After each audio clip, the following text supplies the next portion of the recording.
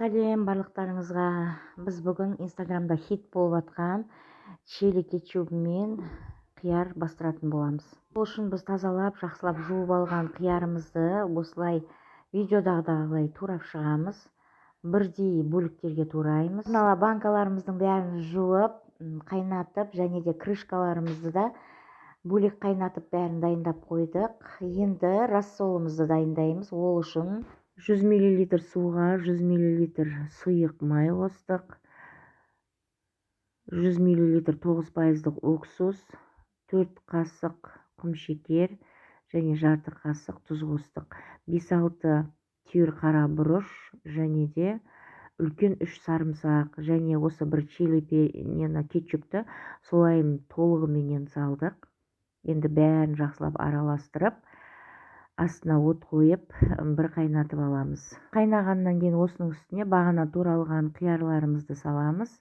Жақсылап бір араластырып қайнағанын күтеміз. Қайнағаннан кейін 5-ақ минут қайнатып аламыз қиярды. Сол кезде қияр дайын болады.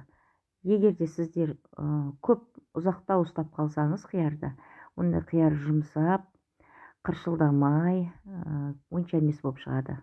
Міне қиярымыздың қайнағанына 5 минут болды. Қараңыздар, қияр өзінің түсін өзгертті. Керемет бір әдемі түске айналды. Және де дайын, дәмі бәрі керемет. Иісін енді айтып жеткізе алмаймын. Ланжоудың иісі сияқты, сорпасының.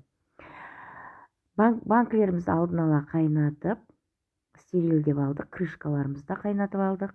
Енді дайын болған салатымызды барлық банкіге салып шықтық. Қалған соусын үстіне құйып, менде брандалы крышка, осылай жауып тастадық.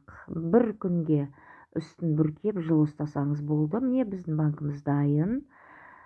Погребке қоя берсеңіздер болады. Егер видео ұнап жатса, лайк басып, комментарий жазып кетуді ұмытпаңыздар.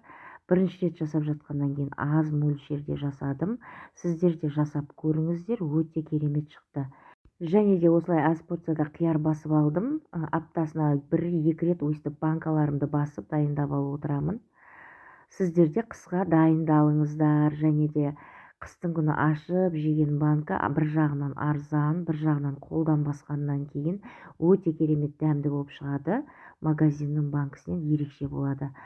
Сондықтан да дайындаңыздар бізбен бірге.